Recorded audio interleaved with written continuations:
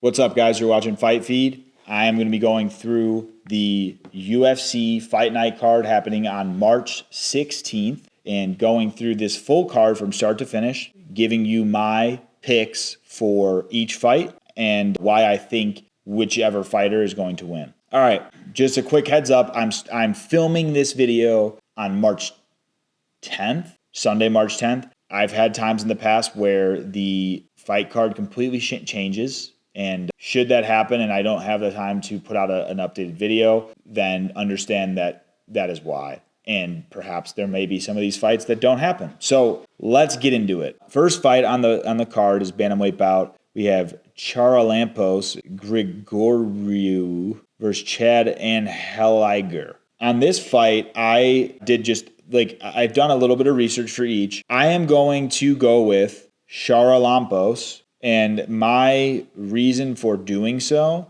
is I feel that Chad Anheliger, he's getting up there in age. He's had good fights. He's had some losses, some wins. He's got a KO win. I think it was his debut in the UFC. Definitely has a chance to win the fight. But Charalampos, what sold me on him is obviously I watch him on Contender Series. His record overall is, I think it's 8-3 as a pro. He's 1-0 in the UFC. I feel like the fact that he fights out of Longo and Weidman's MMA, that puts him in a good spot. There's a nice tutelage of fighters there. Matt's also having that connection there. There's a ground game aspect, right, that comes with that. And I just think he's probably got a better stable of talent that he's working with and just also going to find a way to win the fight, whether it be striking or grappling. From the perspective of their histories, Chad Anheliger's been submitted a couple times. So I think that knowing that Charalampos is fighting with Matt Serra or in training with that team, he probably can find that submission win. But he's also had some KOs in his career as well. So I feel as though Charalampos is going to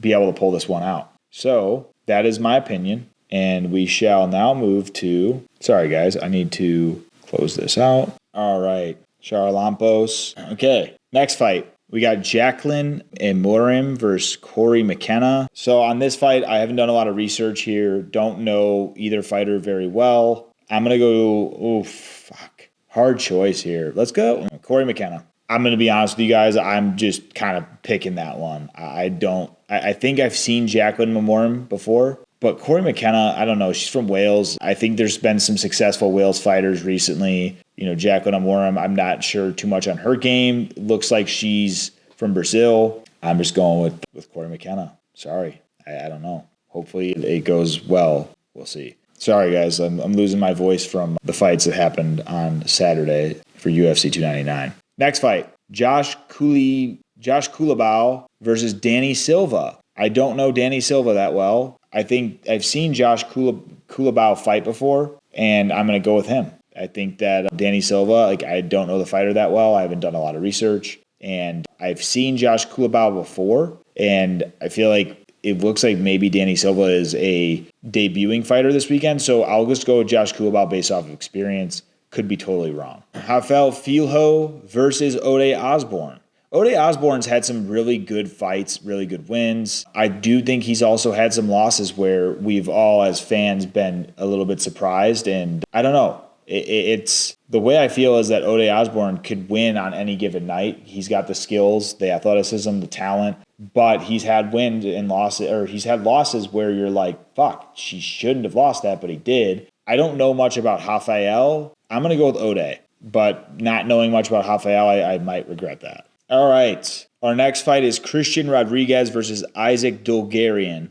Don't know Isaac that well. Christian Rodriguez he's shown me a lot in some of his fights. He beat Cameron Simon, who I feel is one of the toughest up-and-coming prospects, and I expect a lot of him as time goes on in this division. And he also is the guy to humble and really put a schooling on the youngest guy in UFC history, Raul Crimson Chin Rosas. I think Christian Rodriguez is interesting. He's going up to featherweight. So maybe I'll regret this pick. Christian Rodriguez has a great game all around, but he did have the weight issue with Cameron Simon. Cameron Simon's a gamer, said, fuck it, I'm going to fight him anyways, and had a great fight. It was a great scrap. Christian Rodriguez has a great ground game. He's shown good striking. I don't know Isaac that well, but Isaac looks like he might have a good striking game. He looks pretty powerful just based on the imagery here. I'm going to go Christian just based off of I've seen him fight, and I think that he's shown me quite a bit. Now, this could be, like I said, a regret.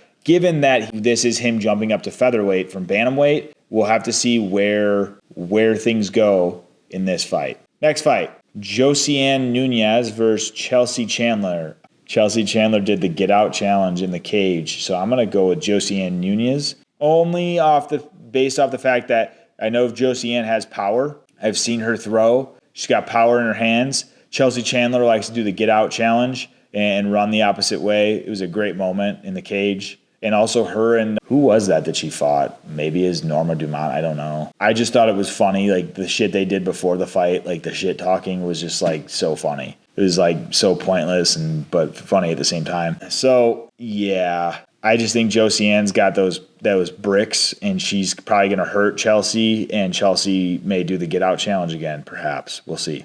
But yeah, going her. Natan Levy versus Mike Davis, lightweight bout for our next one. I am going to choose... Fuck, man. I want to fucking say Mike Davis for some reason. Natan Levy, I think, has shown that he's very skilled. Fuck it. Because you guys can probably tell, I haven't done as much research for this one. I'm going to go Mike Davis. I've seen Mike Davis fight. And I don't know. I think that some of these fighters that come in that are super skilled and have a certain style that is difficult for most fighters. The problem that I have with those sort of fighters is that they're always in a position where they're kind of dominating and that's all they know. Whereas you get some grittier fighters who've kind of been the hammer and the nail, so to speak, that gives them this experience edge where they kind of can maneuver through the dark clouds, if you will. And we just saw this happen with Dustin Poirier versus Benoit. Benoit has had tough fights, but I just don't think he's ever been the nail to an extent where it's like he is just outclassed in a certain area, and he got taught quickly. And I think when that happens, you see them fold quickly. I think Mike Davis might be able to do that in Natan Levy. I could regret it, though, because Natan Levy is a very skilled striker, and he can find that finish. But I just think that Mike Davis, knowing that he's fought before, seen him fight before, he might be able to finish him. We'll see what happens. Our next fight, middleweight, Gerald Meerschaert versus Bryan Barberena. I really, sorry if you guys can hear my water machine. I really, really hate the disrespect thrown towards Gerald Meerschaert. Gerald Meerschaert, sure, he's had a ton of fights. He's had a lot of losses, but he's had a ton of wins. And he's fought everybody. And he's a crafty veteran. He finds wins. He has the ability to win a lot of fights. And he's just surprised me a lot with his ability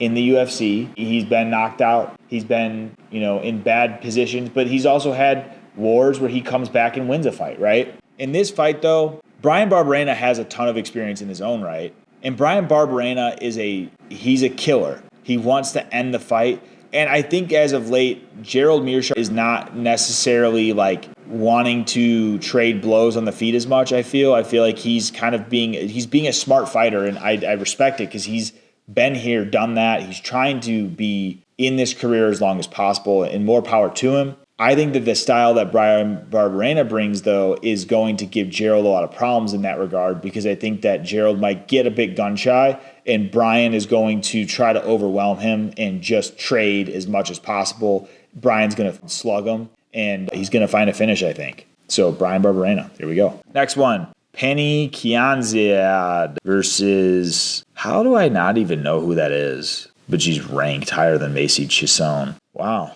Well, I'm going Macy, dude, because I've seen Macy fight. She's a dog, dude. I'm pretty sure Macy's from Louisiana, and she's a dog, man. I'm going Macy. Next fight, Thiago Moises, Brad Riddell. I'm going to go Thiago Moises. I know Thiago has lost. When I used to watch Thiago before he was, losing fights. I thought that he was going to be a force to be reckoned with in this division, but he's had some losses, and I think that those losses probably have helped him learn a lot. But at the same time, there's a lot of holes there, I think, in certain style matchups. Brad Riddell, though, I just don't. I think Brad Riddell is a great fighter. I don't see him finding a win in this fight. Thiago Moises has power in his hands, which Brad Riddell has not done well with in certain fights. And then Thiago Moises has the grappling pedigree to not only hurt Brad Riddell from striking, but then take him down on the ground and find a finish. He can also just overpower in the grappling. So I got to go Thiago. Ovince St. Preux versus Kennedy Nchetui. I can't say his name ever. I'm going Kennedy. I know he's been sparked out, right? I think his last fight, he got knocked out. Oh, fuck. Who got him, though? Who caught him? Someone caught him. Yeah, he got caught and KO'd. But I think that Ovince St. Preux has been hit with some big shots. He's had a lot of good fights, a lot of bad fights. I think Kennedy has a style where his grappling is pretty strong, but he's also a fucking hard puncher. And I think that knowing that St. Preux has not always done well from that, and I think also Ovince St. Preux, I believe, maybe fights southpaw. I believe Kennedy fights southpaw, if I'm not mistaken, or maybe it's orthodox. There's only one of two options anyways. But I know that Ovince he's had issues with southpaws in the past. Jamal Hill, for instance. I feel like Kennedy has a lot of ways to win the fight from a ground game perspective, but also just, hitting him on the feet. And I love Kennedy's story too. Like, I think he still takes care of his own mom who's sick. I think he could find the win. This card is really light. Holy shit. Next one. Bryan Battle versus Ange Loosa. I'm going Bryan Battle, baby. Bryan Battle has looked fucking awesome in a lot of his fights. And it's been great to watch him grow from the Ultimate Fighter. And I think, he won the Ultimate Fighter and he's proven his place as the winner of Ultimate Fighter, because I know there's controversy there because Gore hurt himself. I think he tore his ACL, and then they ended up fighting, once they were both in the UFC. But Bryan Battle's had some crazy KOs, and he's had some dominating performances since his time from the Ultimate Fighter. And so I feel like Ange had a great fight against Jack Della Maddalena on the Contender Series. Ange Loosa trains in Florida with Gilbert Burns. But Bryan Battle has been, and he's on a tear, and I think he's just so focused, dialed in, looked so good. Great striking. I feel like he's going to be able to find a win here. Not sure how it'll go, but, that's my pick, Bryan Battle. Marcin Tybura versus Tai Tuivasa. I got to go Tai. I fucking love Tai. I do think that Marcin Tybura has a lot of areas in his game that could get him a win from a ground perspective. But Tai Tuivasa is a fucking banger, man. And if this goes the way I think it might, where they swang and bang, Tai Tuivasa is going to find that W. And, I mean, it might just be another Tai Tuivasa classic finish. But it could also be a moment where Tai Tuivasa gets outclassed too, because Marcin Tybura has had good wins.